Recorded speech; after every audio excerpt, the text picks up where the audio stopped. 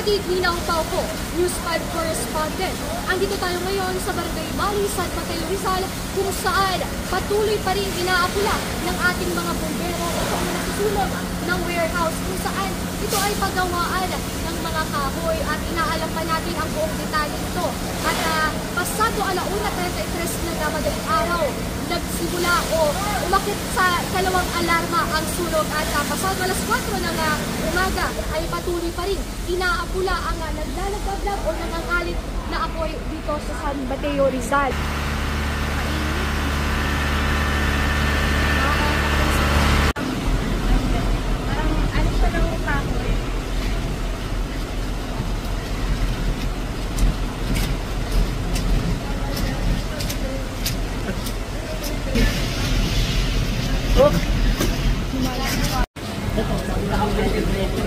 Ay, gumanon tayo. Sige na.